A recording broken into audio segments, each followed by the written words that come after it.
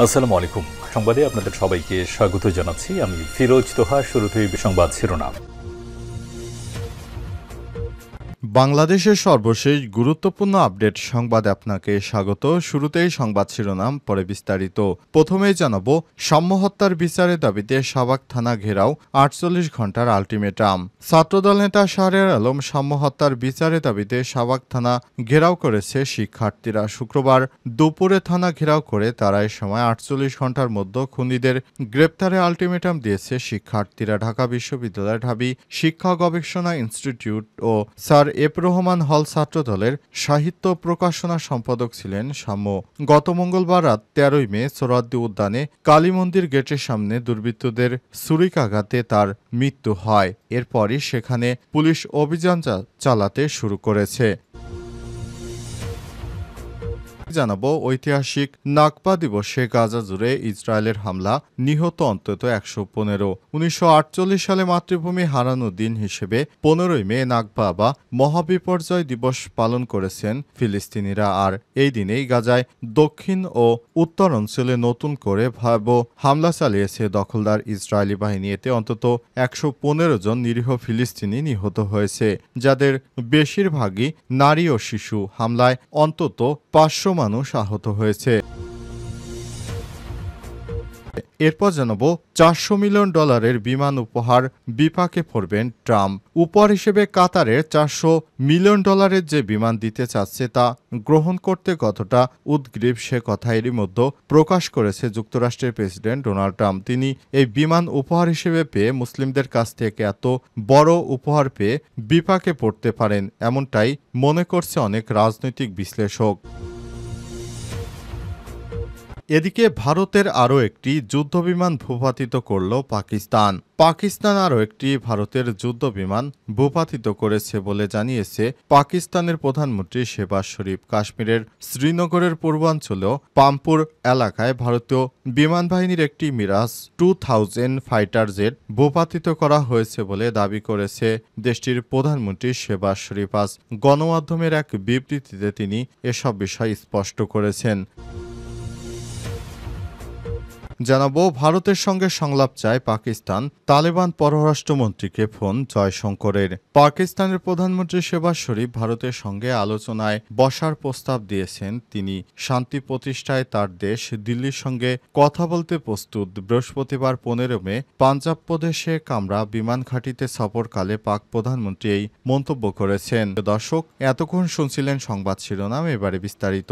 তবে তার আগে বন্ধুরা, অনুরোধ থাকবে এই সংবাদটিতে একটি লাইক দিন। এই চ্যানেলে আপনি নতুন হয়ে থাকলে আমাদের সংবাদটি দেখতে দেখতে চ্যানেলটি সাবস্ক্রাইব করে রাখুন। কমেন্ট করে বন্ধুরা আপনার মূল্যবান মতামত জানিয়ে দিন আপনি বিশ্বের কোন দেশ থেকে বা বাংলাদেশের কোন স্থান থেকে আমাদের সংবাদটি দেখছেন এবং শুনছেন। আর বন্ধুরা, ভারত পাকিস্তান যুদ্ধে আপনি কোন দেশকে সমর্থন করেন কমেন্ট করে জানিয়ে দিন। এবারে বিস্তারিত। সাম্য হত্যার বিচারের দাবিতে শাহবাগ থানা ঘেরাও, ৪৮ ঘন্টার আলটিমেটাম।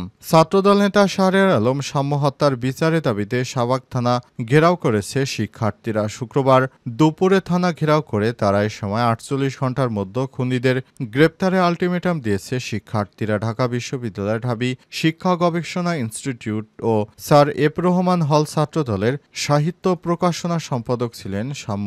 গত মঙ্গলবার রাত ১৩ই মে সোহরাওয়ার্দী উদ্যানে কালী মন্দির গেটের সামনে দুর্বৃত্তদের ছুরিকাঘাতে তার মৃত্যু হয়। এরপরই সেখানে পুলিশ অভিযান চালাতে শুরু করেছে। হত্যার ঘটনায় গ্রেপ্তার এ পর্যন্ত ৩ জনকে কারাগারে পাঠানো হয়েছে।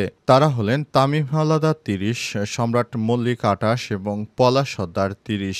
এদিকে সাম্য হত্যার ঘটনার প্রতিবাদে গেল ৩ দিন বিভিন্ন কর্মসূচি পালন করে আসছে ছাত্রদল। তারা প্রথমে সেদিন রাতেই ঢাকা বিশ্ববিদ্যালয় মিছিল করে বিএনপির নেতা সাম্যকে কেন কিভাবে দুর্বৃত্তরা হত্যা করেছে বিষয়টি জানতে ঢাবির প্রশাসনকে তারা দায়ী করেছে। তবে অবশেষে পুলিশের পক্ষ থেকে সাম্য হত্যার ঘটনায় ৩ জনকে গ্রেপ্তার করা হয়েছে। তারা সবাই পদ্মার এই পারের বাসিন্দা। তারা শরীয়তপুরের বাসিন্দা। এর মধ্যে ২ জন মুসলিম ধর্মের এবং একজন হিন্দু ধর্মের লোক। কী কারণে সাম্যকে হত্যা করেছে বা পূর্ব কোনো পরিকল্পনা কিনা সে বিষয়টা এখনও নিশ্চিত হওয়া যায়নি। জানা গেছে, বিভিন্ন সংবাদ মাধ্যম থেকে জানা গেছে কথা কাটাকাটির এক পর্যায়ে সাম্যকে হত্যা করা হয়েছিল। ঐতিহাসিক নাকবা দিবসে গাজা জুড়ে দখলদার ইসরায়েলের হামলা, নিহত অন্তত ১১৫। ১৯৪৮ সালে মাতৃভূমি হারানো দিন হিসেবে ১৫ মে নাকবা বা মহাবিপর্যয় দিবস পালন করে ফিলিস্তিনিরা। আর এই দিবসেই গাজার দক্ষিণ ও উত্তর অঞ্চলে নতুন করে ভয়াবহ হামলা চালিয়েছে দখলদার ইসরায়েলি বাহিনী। এতে অন্তত ১১৫ জন নিরীহ ফিলিস্তিনি নিহত হয়েছে, যাদের বেশিরভাগই নারী ও শিশু। হামলার কারণে অন্তত ৩টি হাসপাতালের কার্যক্রম সাময়িকভাবে বন্ধ হয়ে গেছে। স্থানীয় কর্মকর্তারা জানিয়েছেন, দক্ষিণাঞ্চলীয় খান ইউনুসে ভোররাতে চালানো বিমান হামলায় অন্তত ৬১ জন নিহত হয়েছে। আর উত্তরাঞ্চলীয় জাবালিয়ায় আল তাওবা চিকিৎসা কেন্দ্রে বিমান হামলায় প্রাণ হারিয়েছে আরও অন্তত ১৫ জন। আহত হয়েছে বহু মানুষ। হামাস নিয়ন্ত্রিত গাজা স্বাস্থ্য মন্ত্রণালয় জানিয়েছে, ইসরায়েলি বাহিনীর লাগাতার হামলার কারণে জাবালিয়া আল আওদা হাসপাতাল, খান ইউনুসের ইন্দোনেশিয়ান হাসপাতাল এবং ইউরোপিয়ান হাসপাতালের কার্যক্রম বন্ধ হয়ে গেছে। গাজায় দেইরেল বালা এলাকা থেকে আল জাজিরার সংবাদদাতা তারেক আল আজম বলেছেন, গাজাবাসীর জন্য এটি ছিল আরেকটি রক্তাক্ত দিন। আবাসিক এলাকায় পূর্ব সতর্কতা ছাড়াই বিমান হামলা চালিয়েছে দখলদার ইসরায়েলি বাহিনী। শুধু খান ইউনুসেই ৯টি বাড়িতে সরাসরি হামলা চালানো হয়েছে। এদিকে এক বিবৃতিতে হামাস জানিয়েছে, দোহায় যুক্তরাষ্ট্রের প্রতিনিধি এবং কাতার ও মিশরের মধ্যস্থতায় ইসরায়েলের সঙ্গে যুদ্ধবিরতি নিয়ে পরোক্ষ আলোচনা চলার মধ্যেই এই হামলা চালানো হয়েছে। এতে ইসরায়েলি বাহিনীর আচরণকে মরিয়া এবং আগ্রাসীয় উল্লেখ করেছে সংগঠনটি।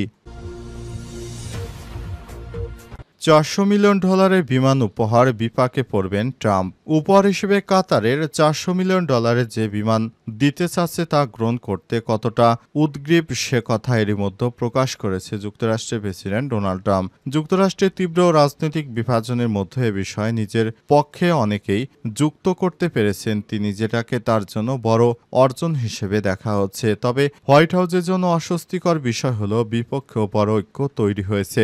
কাতারের রাজপরিবারের কাছ থেকে বিলাসবহুল বিমান নেওয়ার ইঙ্গিত দেওয়ার পর ডেমোক্রেট পার্টির অনেকেই ট্রাম্পের সমালোচনা করেছেন। এমনকি চুক্তিটি কার্যকর হওয়ার আগেই এ বিষয়ে সমালোচনা করছেন তার অনেক কঠোর সমর্থক ও বড় মাপের ইনফ্লুয়েন্সাররা, যারা বিভিন্ন ইস্যুতে জনমত গঠন করে এই পদক্ষেপকে ঘুষ দুর্নীতি কিংবা উচ্চ পর্যায়ের দুর্নীতির উদাহরণ হিসেবে বর্ণনা করেছেন, যেখানে অতীতে ট্রাম্প নিজেই দুর্নীতির বিরুদ্ধে কঠোর হওয়ার বার্তা দিয়েছেন বহুবার। কাতারের রাজপরিবার $৪০০ মিলিয়ন মূল্যের বিলাসবহুল বিমান বোয়িং ৭৪৭ মার্কিন প্রতিরক্ষা বিভাগকে দেওয়ার পরিকল্পনা করেছে, যা প্রেসিডেন্টের বিমান ভ্রমণের আনুষ্ঠানিক মাধ্যম হিসেবে পরিচিত এয়ারফোর্স ওয়ান বহরের অংশ হিসেবে ব্যবহৃত হবে। বর্তমানে এই বহরে ১৯৯০ সাল থেকে ব্যবহৃত দুটি ৭৪৭/২০০০ জেটের পাশাপাশি বেশ কয়েকটি ছোট এবং অপেক্ষাকৃত গোপনীয় ৭৫৭ বিমানও রয়েছে।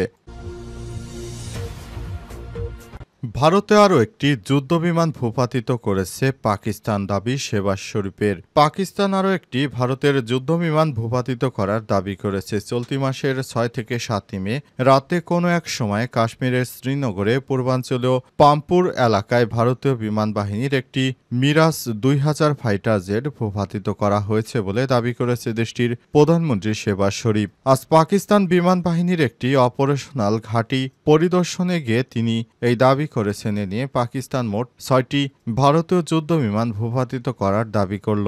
এর আগে দেশটি রাফাল মিগ-29 SU-30 মডেলের মোট ৫টি যুদ্ধ বিমান ভূপাতিত করার কথা জানিয়েছে। এরপর আবারও ২টি রাফাল ভূপাতিতর সংবাদ শোনা যায় এবং সর্বশেষ আরও একটি, তার মানে সর্বমোট ৮টি বিমান ভূপাতিতের কথা দাবি করেছে পাকিস্তান। কিন্তু প্রকৃতপক্ষে কয়টি বিমান ভূপাতিত করেছে সে বিষয়টা এখনও স্পষ্ট করেনি ভারত। ভারত জানিয়েছে যে যুদ্ধে ক্ষয়ক্ষতির পরিমাণ হতেই পারে, কিন্তু কয়টি বিমান ভূপাতিত করেছে সে বিষয়টি এখনও ভারত স্বীকার করেনি। তাহলে পুরো বিশ্বের কাছে ভারতের ভাবমূর্তি ক্ষুণ্ণ হবে। এই ভাবনাই তারা বিমান ধ্বংসের বিষয়টি সামনে আনেনি। বারবার ভারতের সামরিক কর্মকর্তাদের এ বিষয়ে জিজ্ঞাসা করা হলে তারা বিষয়টি কৌশলে এড়িয়ে গিয়েছেন।